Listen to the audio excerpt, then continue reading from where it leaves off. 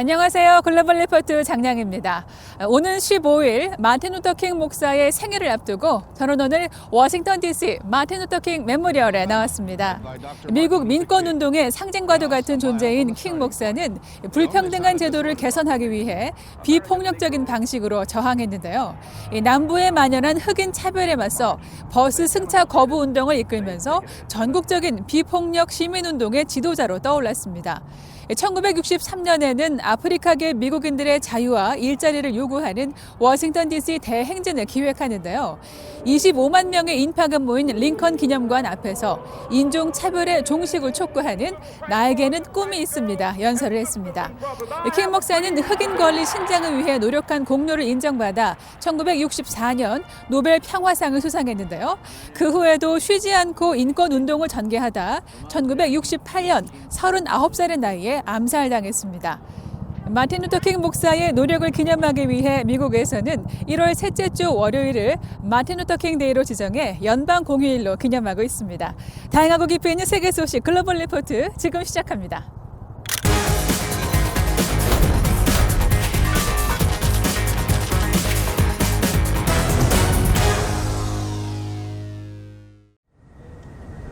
오는 20일 열리는 미국 대통령 취임식을 앞두고 워싱턴 DC가 경계 수준을 한층 강화해 이번 주 주요 관심사에 올랐습니다. 주 방위군 병력이 시내 곳곳에 배치됐고 주요 건물 주변과 대로변에는 바리케이드가 설치됐습니다. 지난주 도널드 트럼프 대통령 지지자들의 의사당 난입 사태 이후 취임식을 앞두고 추가 폭력 사태를 막기 위한 조치인데요. 앞서 미 연방수사국 FBI는 취임식 즈음에 워싱턴 DC와 미 50개 주의 주도에서 무장 시위가 벌어질 수 있다고 경고했습니다. 이에 숙박 공유업체 에어비앤비는 다음 주 워싱턴 DC의 숙박 예약을 모두 취소하고 신규 예약도 받지 않을 것이라고 밝혔습니다. 미국에서 새로운 변이 코로나 바이러스가 발견돼 보건당국이 긴장하고 있습니다. 오하이오 주립대 연구팀은 미국에서 발생한 것으로 추정되는 변이 바이러스가 오하이오의 주도 콜럼버스 지역에서 빠르게 퍼지고 있다고 밝혔는데요.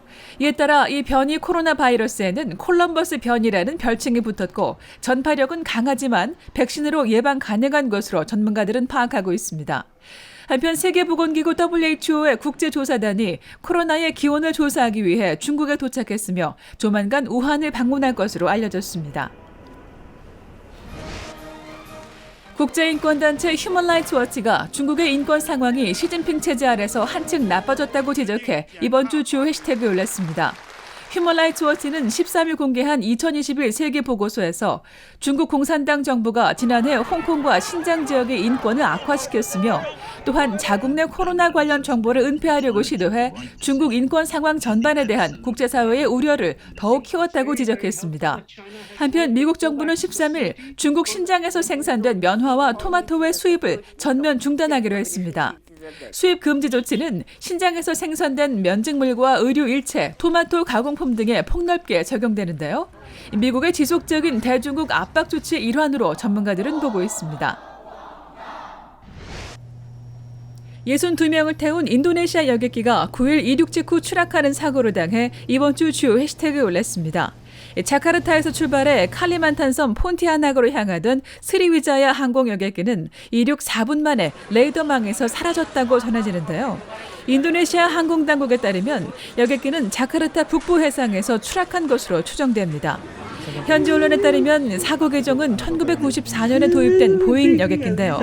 사고 해역에서 일부 시신이 발견됐지만 아직 비행기 블랙박스를 회수하지 못해 당국이 사고 원인 규명에 어려움을 겪고 있습니다.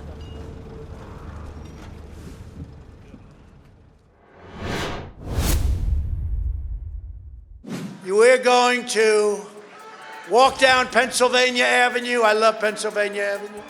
And we're going to the Capitol, going to try and give them the kind of pride and boldness that they need to take back our country. 미국 의회가 대선 결과를 인증하는 지난 6일 백악관 앞에 모인 지지자들을 향해 트럼프 대통령이 한 말입니다. 이후 지지자들이 의사당으로 몰려가 저지선을 뚫고 난입하는 사태가 벌어졌는데요. 클릭 글로벌 이슈 오늘은 초유의 의사당 난입 사태와 그 후 폭풍을 종합적으로 살펴보겠습니다.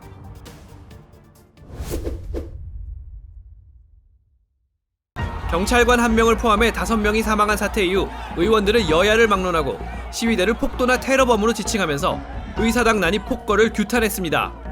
That a band of people who are terrorists, not patriots, literally occupied the floor of the House, drove the Senate out of its chamber. And the question for the country is how could that happen 20 years after 9/11? 특히 트럼프 대통령이 군중을 선동했다며 이번 사태에 책임을 지고 사임해야 한다는 목소리가 공화당 내부에서도 나오는데요. 민주당은 더욱 강경한 분위기입니다. 낸시 펠로시 하원 의장은 마이크 펜스 부통령에게 대통령 직무를 정지하는 수정헌법 25조를 발동하라고 압박하는 한편 하원 민주당 의원들을 주축으로 트럼프 대통령에게 내란 선동 혐의를 적용해 탄핵 소추안을 발의했는데요. 이로써 트럼프 대통령은 재임 기간 하원으로부터 2번 탄핵 소추를 당한 유일한 대통령이 됐습니다. We also have the fact that multiple people died in this attempted coup. And it's something we can't just ignore. We can't just pretend that Wednesday didn't happen. This was a direct attack on our democracy. 공화당과 민주당이 절반씩 양분한 상원에서 전체 3분의 2가 찬성해 트럼프 대통령을 파면할지는 아직 미지수인데요. 그런데도 하원이 탄핵을 추진한 이유는 무엇일까요? 헌법에 따르면 상원은 탄핵 소추를 당한 공직자가 훗날 공직에 다시 출마할 수 없도록 자격을 박탈하는 표결을 할 수 있는데요. 이때는 상원 과반의 찬성만이 필요하므로 펠로시 의장과 민주당은 이 표결을 염두에 두고 있다는 분석이 나옵니다. The disqualification remedy, more generally, disqualifies the convicted person from holding an office of honor, trust, or profit under the United States. The big question is whether the presidency is covered by this. And the general view is that it is. 한편 트럼프 대통령은 사건 다음 날인 7일 페이스북과 트위터 등 소셜미디어로부터 무기한 계정 정지 처분을 받았는데요. 트럼프 대통령이 지속적으로 지지자들의 행동을 촉구하는 듯한 글을 올려 소셜미디어의 폭력 미화에 관한 규정을 위반했다는 이유입니다. 트럼프 대통령은 표현의 자유 침해라며 반발했지만 이는 책임의 문제라는 지적이 나옵니다. Free speech isn't speech free from consequences. So when digital services take content offline that they regard as inciting violence and thereby violating their terms of service, they're exercising their own speech rights. 1812년 전쟁 당시 영국군이 점령한 이후 200여 년 만에 외국 군대가 아닌 자국민에게 점령당한 의사당. 전례 없는 위기 속에서도 의회와 미국은 민주주의를 보전하기 위해 다시 일어서고 있습니다.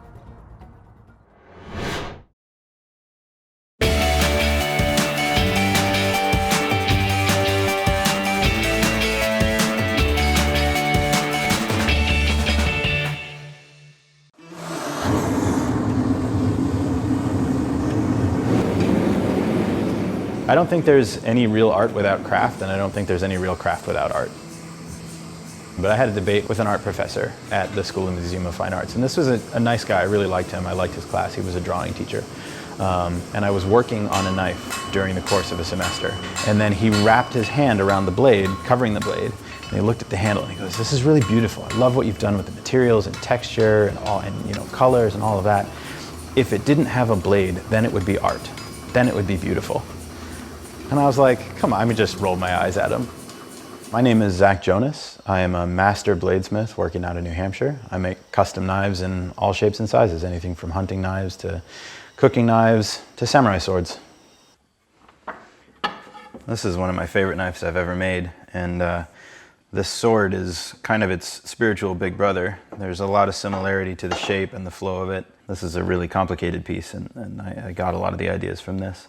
In theory, the title of Mastersmith means that I have the skills to do almost literally anything that someone could come up with, or at least to learn how to do it. So I do a lot of kitchen knives, I do a lot of hunting knives, desk knives, things like that, letter openers, and more elaborate projects like swords and daggers and art pieces, pieces that are built to be functional, but have enough time put into the appearance that they're meant more for a display purpose.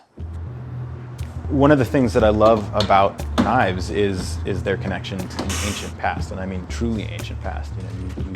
Just imagine life today, out in the woods. If you had to go out in the woods and survive for a week and you couldn't cut anything, that would be tricky.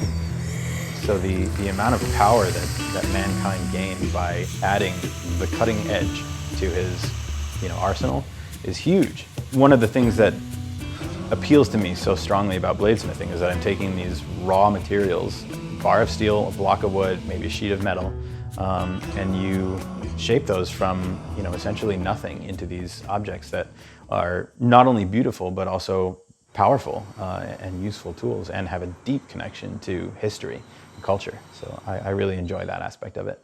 But it's hard. It's hard work and it's pretty dangerous. Just about every tool in my studio can hurt me or worse, quickly or slowly. But I feel really fortunate to be able to do what I do and to have my life set up the way that it is. I get to do what I love. I get to do it as much as I want, pretty much, which is a real, it's a good place to be.